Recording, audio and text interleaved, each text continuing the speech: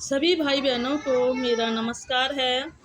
आप सभी का हमारे चैनल लाइफ सक्सेस पर बहुत बहुत स्वागत है। तो आज हम इस क्लास में राष्ट्रपति और उनसे संबंधित महत्वपूर्ण प्रश्नों को हल करने वाले हैं, जो कि पूर्व की परीक्षाओं में पूछे गए प्रश्न हैं, जो कि जीके से संबंधित सभी परीक्षाओं के लिए बहुत ही उपयोगी साबित होंगे। तो चलो शुरू करते हैं। अगर आपको हमारी ये क्लास अच्छी लगे तो इसे लाइक करना और ऐसे ही निरंतर सुबह 8 बजे प्रैक्टिस करने के लिए हमारे चैनल को सब्सक्राइब करना और हमें कमेंट करना। तो चलो शुरू करते हैं कि भारतीय संविधान के अनुसार निम्नलिखित में से क्या संवैधानिक निकाय संस्था है?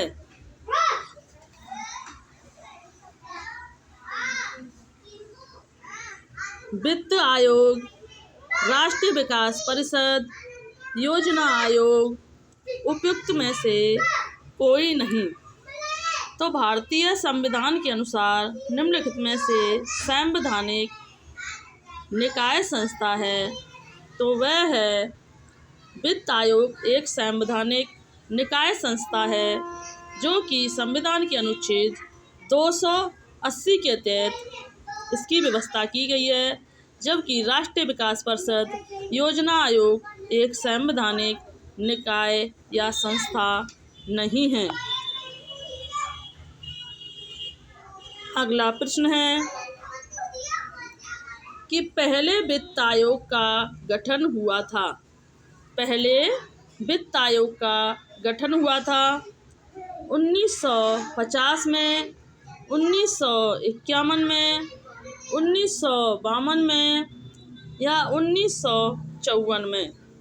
तो पहले वित्त आयोग का जो गठन हुआ था वह 1951 में पहले वित्त आयोग का गठन किया गया था। अगला प्रश्न है कि भारत के राष्ट्रपति के द्वारा वित्त आयोग की नियुक्ति कितने वर्षों के बाद की जाती है? कि भारत के राष्ट्रपति के द्वारा वित्त आयोग की नियुक्ति कितने वर्षों के बाद की जाती है? 4 वर्ष, 5 वर्ष, 6 वर्ष या उपयुक्त में से कोई नहीं है।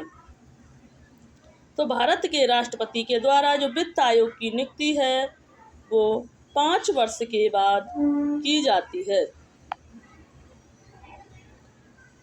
अगला प्रश्न है कि वित्त आयोग की नियुक्ति कौन करता है? वित्त मंत्री, प्रधानमंत्री,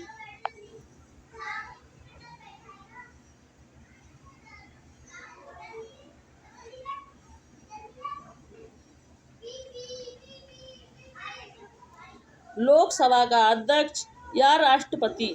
तो जो वित्त आयोग की जो नियुक्ति की जाती है तो वह राष्ट्रपति जी के द्वारा की जाती है। किसके द्वारा? वित्त आयोग की जो नियुक्ति की जाती है वो राष्ट्रपति के द्वारा की जाती है।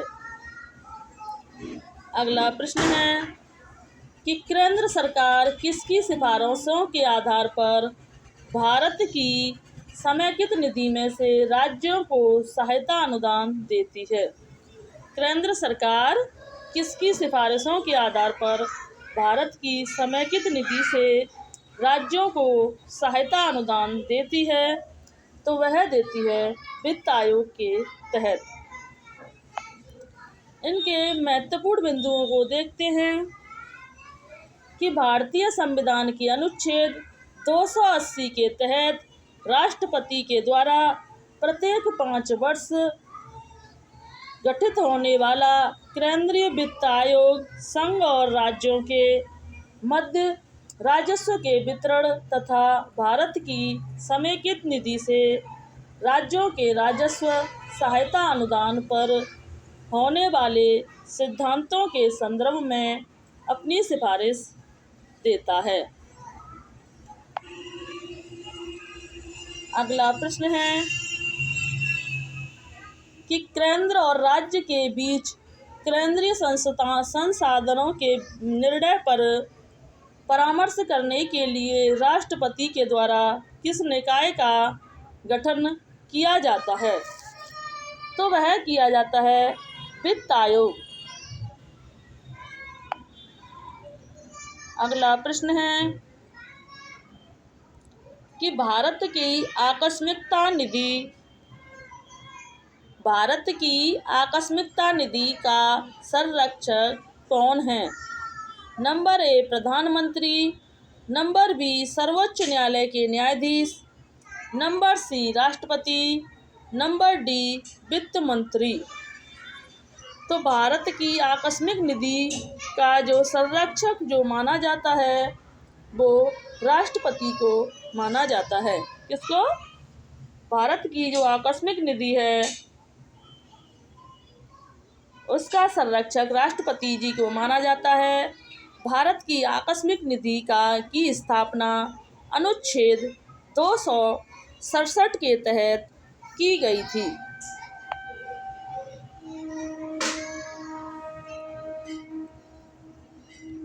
अगला प्रश्न है संघ लोक सेवा आयोग के सदस्यों की नियुक्ति किसके द्वारा की जाती है? संघ लोक सेवा आयोग के सदस्यों की नियुक्ति किसके द्वारा की जाती है? विधि कानून मंत्री, राष्ट्रपति, प्रधानमंत्री या मुख्य न्यायाधीश। तो संघ लोक सेवा आयोग के सदस्यों की जो नियुक्ति की जाती है वह राष्ट्रपति के द्वारा अनुच्छेद 316 ए के तहत की जाती है। इसके संघ लोक सेवा आयोग के जो सदस्यों की नियुक्ति है वो अनुच्छेद 316 ए के तहत की जाती है।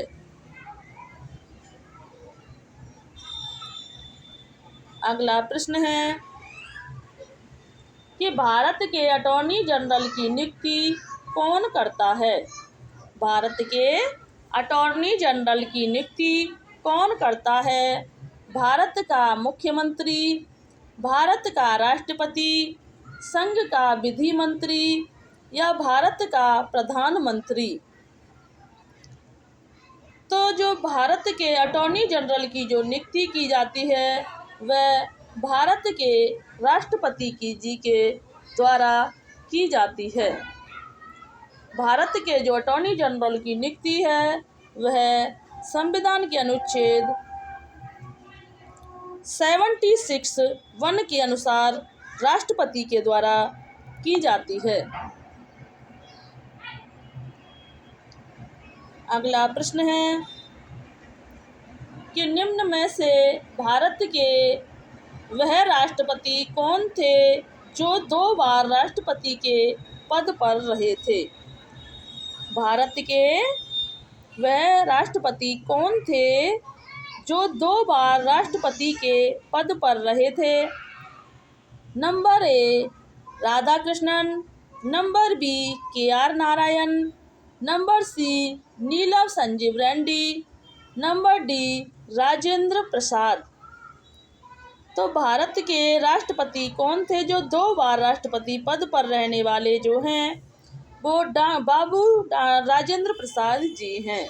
कौन है? डॉक्टर बाबू राजेंद्र प्रसाद जो हैं भारत के राष्ट्रपति पद पर 2 बार लगा था रहने वाले हैं।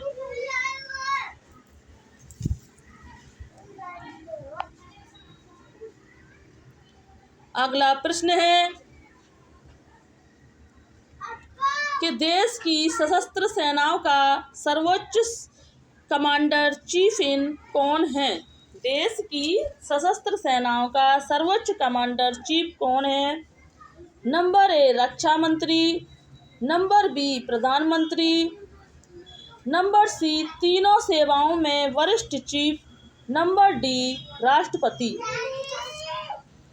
तो देश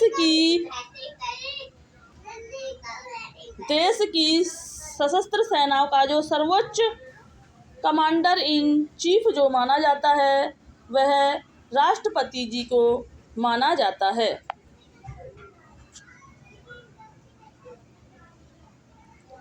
अगला प्रश्न है कि निम्नलिखित में से किसके पास भारतीय सुरक्षा बलों पर सर्वोच्च कमान प्राप्त है? नंबर ए भारत के प्रधानमंत्री, नंबर बी भारत के रक्षा मंत्री, नंबर सी भारतीय केंद्र परिषद मंत्री, नंबर डी भारत के राष्ट्रपति। तो किसके पास भारतीय सुरक्षा बलों पर सर्वोच्च कमान जो प्राप्त है वह भारत के राष्ट्रपति को भारतीय सुरक्षा बलों की सर्वोच्च कमान जो है प्राप्त है। अगला प्रश्न है कि निम्नलिखित में से वह कौन है जो अनुच्छेद 143 के अधीन किसी मामले को सहकारी राय के लिए भारत के उच्चतम न्यायालय को भेज सकते हैं? नंबर ए भारत के राष्ट्रपति, नंबर बी राज्यपाल, नंबर सी उपराज्यपाल, नंबर डी राष्ट्रपति तथा राज्यपाल। तो वह है नंबर ए भारत के राष्ट्रपति हैं। अगली संख्या है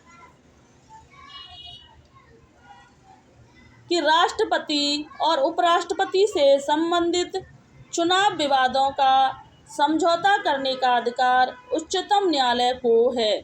यह उसका मौलिक अधिकार है, पुनर्वादिक अधिकार है, परामर्शी अधिकार है या बहुमुखी अधिकार है। तो राष्ट्रपति और उपराष्ट्रपति से संबंधित चुनाव विवादों का जो समझौता कराने का जो अधिकार उच्चतम न्यायालय को है, यह उसका मौलिक अधिकार है। क्या है? यह राष्ट्रपति और उपराष्ट्रपति से संबंधित जो चुनावों का समझौता करने का जो अधिकार है वह उच्चतम न्यायालय का एक मौलिक अधिकार माना जाता है।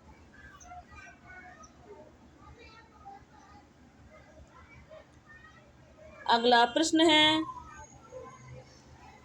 कि एकल हस्तांतरणीय मतदान पद्धति में हर मतदाता व्यक्त कर सकता है केवल 2 विकल्प, केवल 1 विकल्प, भरे जाने वाले पदों में से कम विकल्प, उतने विकल्प जितने चुनाव में प्रत्याशी हैं।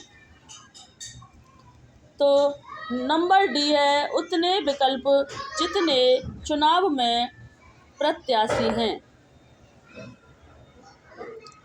अगला प्रश्न है कि भारत का उपराष्ट्रपति होता है लोकसभा का अध्यक्ष, राज्यसभा का पदेन अध्यक्ष, राष्ट्रीय अध्यक्ष या शासनाध्यक्ष। तो भारत का जो उपराष्ट्रपति होता है वह राज्यसभा का पदेन अध्यक्ष होता है। अगला प्रश्न है कि निम्नलिखित में से वह कौन था जिसे भारत के राष्ट्रपति के रूप में निर्विरोध चुना गया था? Doctor Rajendra Prasad, doctor Radhakrishnan, doctor नीलम संजीव रेड्डी, डॉक्टर संजय दयाल शर्मा हैं। निम्नलिखित में से वह कौन था जिसे भारत के राष्ट्रपति के रूप में निर्विरोध चुना गया था? वह चुना गया था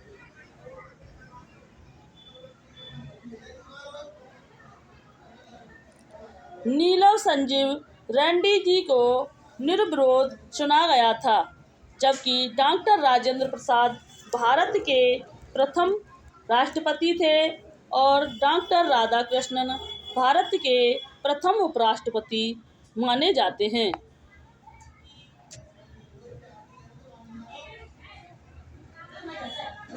अगला प्रश्न है कि भारत के निम्नलिखित पदासीन उपराष्ट्रपतियों में से किसने राष्ट्रपति के पद के लिए चुनाव लड़ा और हार गए? डॉक्टर राधाकृष्णन, वी गिरी, भैरव सिंह शेखावत और बी और सी दोनों। तो भारत के निम्नलिखित पदासीन उपराष्ट्रपतियों में से किसने राष्ट्रपति के पद के लिए चुनाव लड़ा और वह हार गए? तो वह हैं भैरव सिंह शेखावत, जो हैं राष्ट्रपति पद के लिए चुनाव हार गए थे। अगला प्रश्न है कि भारत का पहला अराजनीतिज्ञ राष्ट्रपति कौन था? भारत का पहला अराजनीतिज्ञ राष्ट्रपति कौन था? Doctor Zakir Hussain, doctor APJ Abdul Kalam, doctor S Radhakrishnan या डॉक्टर राजेंद्र प्रसाद। तो भारत का पहला अराजनीतिक जो राष्ट्रपति था वह था डॉक्टर APJ अब्दुल कलाम थे। अगला प्रश्न है कि राष्ट्रपति संविधान के किस अनुच्छेद के अंतर्गत भारतीय आपात स्थिति घोषित कर सकता है? अनुच्छेद 352, अनुच्छेद 356, अनुच्छेद 360, अनुच्छेद 361। तो राष्ट्रपति संविधान के किस अनुच्छेद के अंतर्गत राष्ट्रीय आपात स्थिति घोषित कर सकता है? तो अनुच्छेद 352 के तहत राष्ट्रपति राष्ट्रीय आपातकालीन की स्थिति घोषित कर सकता है।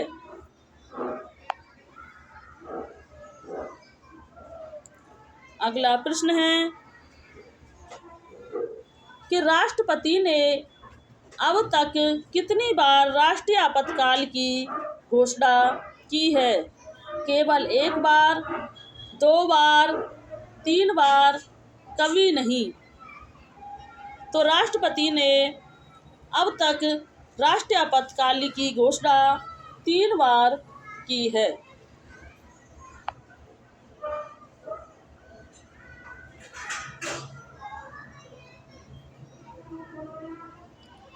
अगला प्रश्न है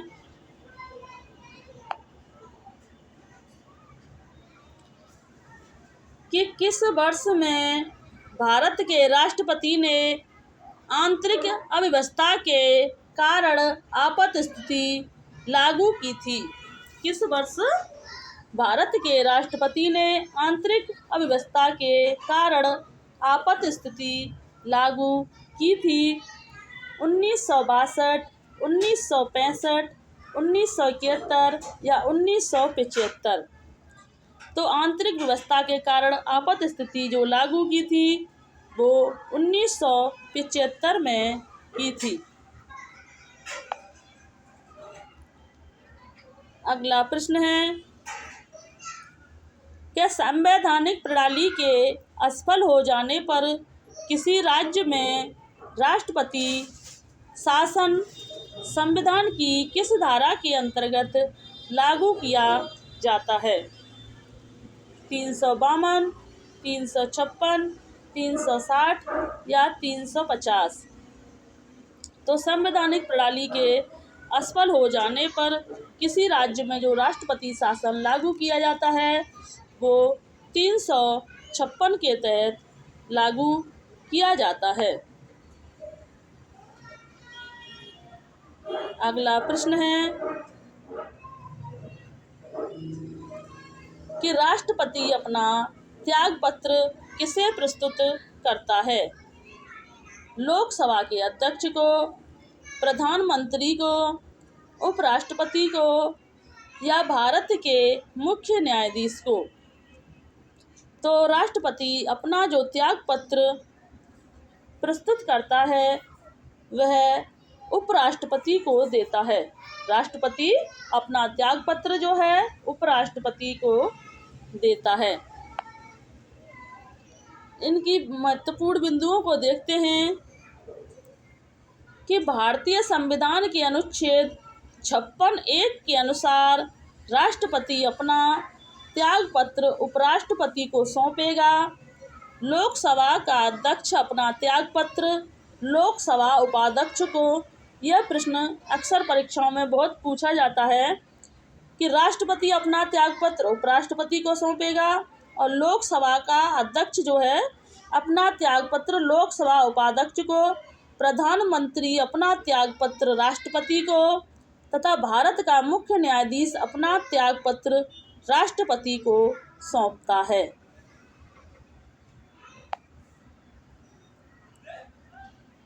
अगला प्रश्न है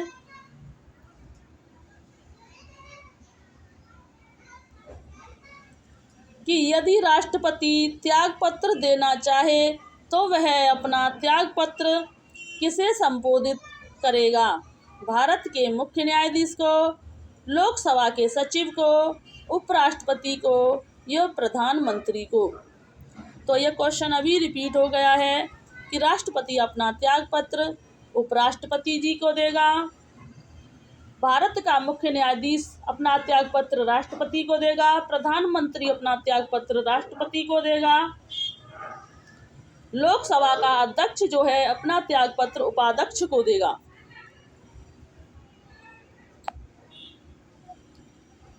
अगला प्रश्न है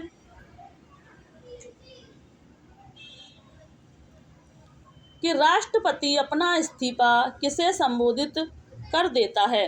तो यह क्वेश्चन फिर से, राष्ट्रपति अपना इस्तीफा किसे संबोधित कर सकता है? उपाध्यक्ष, प्रधानमंत्री, लोकसभा अध्यक्ष या सुप्रीम कोर्ट के मुख्य न्यायाधीश को? तो राष्ट्रपति जो अपना इस्तीफा उपाध्यक्ष को संबोधित कर सकता है। राष्ट्रपति अपना जो इस्तीफा है वह उपाध्यक्ष को संबोधित कर सकेगा।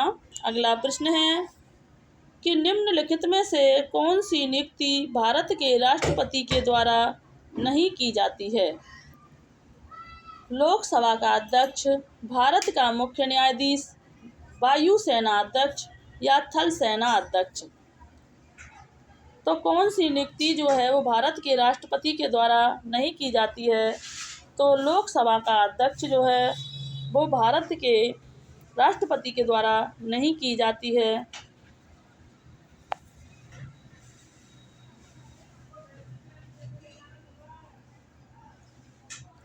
अगला प्रश्न है कि निम्नलिखित में से कौन सी नियुक्ति भारत के राष्ट्रपति अधिकार में नहीं है?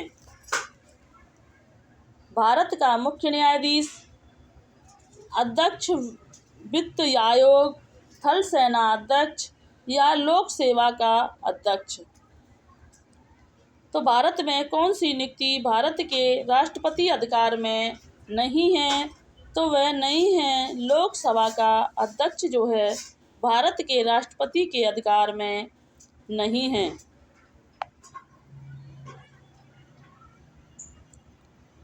अगला प्रश्न है कि निम्नलिखित में से कौन भारत के राष्ट्रपति द्वारा नियुक्त नहीं किया जाता है? कौन भारत के राष्ट्रपति द्वारा नियुक्त नहीं किया जाता है? भारत का उपराष्ट्रपति, सर्वोच्च न्यायालय का न्यायाधीश, भारत के महान्यायवादी या भारत का मुख्य न्यायाधीश? तो भारत के राष्ट्रपति के द्वारा नियुक्त नहीं किया जाता है, तो वह भारत के उपराष्ट्रपति को भारत के राष्ट्रपति के द्वारा नियुक्त नहीं किया जाता है, बल्कि उपराष्ट्रपति का निर्वाचन संसद के दोनों सदनों के सदस्य मिलकर करते हैं। अगला प्रश्न है कि भारत के राष्ट्रपति के चुनाव के लिए नागरिक को कितनी आयु पूरी कर लेनी चाहिए? नंबर ए 25 वर्ष, नंबर बी 30 वर्ष, नंबर सी 35 वर्ष नंबर डी 18 वर्ष। तो भारत के राष्ट्रपति के चुनाव के लिए नागरिक को 35 वर्ष की आयु पूरी कर लेनी चाहिए।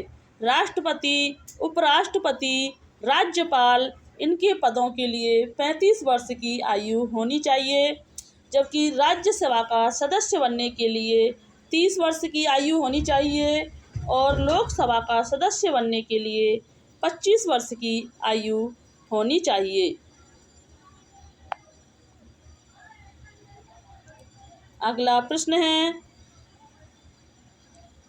निम्नलिखित में से कौन राष्ट्रपति के चुनाव में हिस्सा नहीं लेते हैं? दोनों सदनों के चुने हुए सदस्य, विधानसभा के चुने हुए सदस्य, दिल्ली तथा पांडिचेरी विधानसभा के चुने हुए सदस्य, विधानसभा के नामांकित किए गए सदस्य हैं।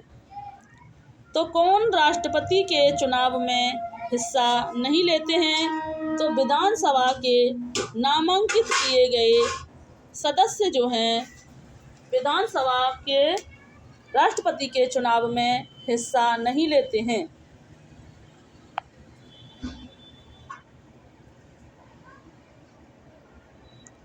अगला प्रश्न है कि भारत के राष्ट्रपति पर महाभियोग की विधि अपनाई गई है। भारत के राष्ट्रपति पर महाभियोग की विधि अपनाई गई है यूएसए से, यूके से, यूएसआरए से या फ्रांस से। तो भारत के राष्ट्रपति पर जो महाभियोग की विधि अपनाई गई है वो यूएसए से अपनाई गई है। भारत के राष्ट्रपति पर जो महाभियोग लगाया जाता है वो अनुच्छेद 61 के तहत लगाया जाता है। अगला प्रश्न है कि राष्ट्रपति की सेवानिवृत्त आयु क्या है?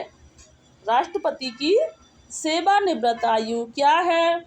70 वर्ष, 75 वर्ष, 80 वर्ष या कोई सीमा नहीं है।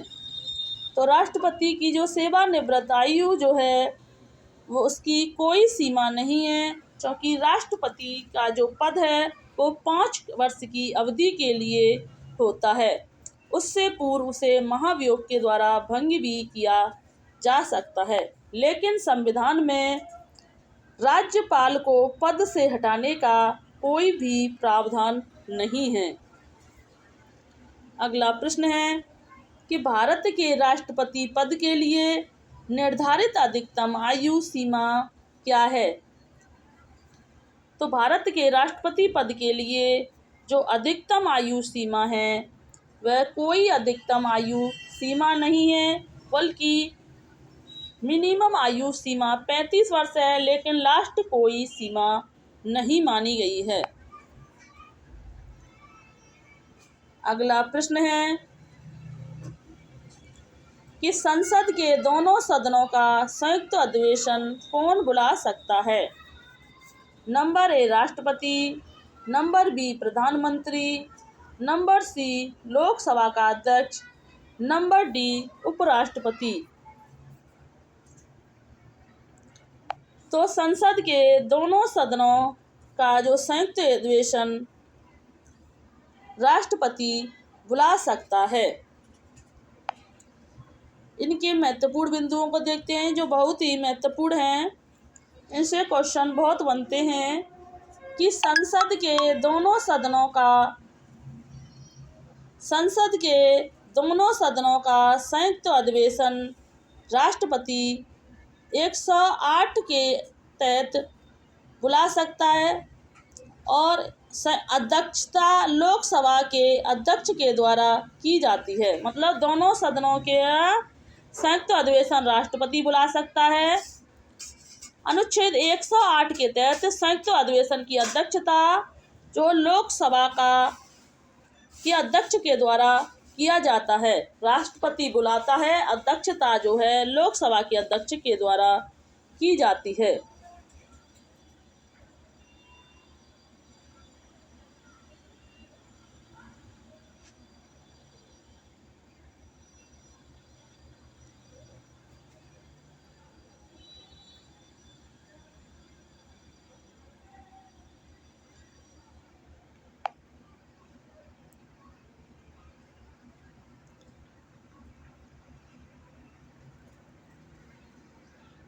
ये क्वेश्चन।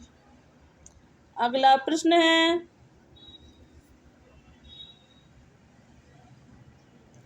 कि संसद के दोनों सदनों के बीच गतिरोध की स्थिति में संयुक्त अधिवेशन की अध्यक्षता कौन करता है? तो संसद के दोनों सदनों की गतिरोध की स्थिति में संयुक्त अधिवेशन की जो अध्यक्षता है वो लोकसभा के अध्यक्ष के द्वारा की जाती है। अगला प्रश्न है कि प्रत्येक 6 महीने में संसद की स्वीकृति लेकर राष्ट्रपति शासन अधिकतम कितने समय के लिए बढ़ाया जा सकता है? तो प्रत्येक 6 महीने में संसद की जो स्वीकृति लेकर के राष्ट्रपति जो शासन है वो 3 साल तक बढ़ाया जा सकता है। अगला प्रश्न है कि संविधान में कितने प्रकार के आपातकालों का प्रावधान है? तो संविधान में 3 प्रकार के आपातकालों का प्रावधान किया गया है। जो इनके महत्वपूर्ण बिंदुओं के माध्यम से देखते हैं कि संविधान में 3 प्रकार के आपातकालों का प्रावधान है। प्रथम अनुच्छेद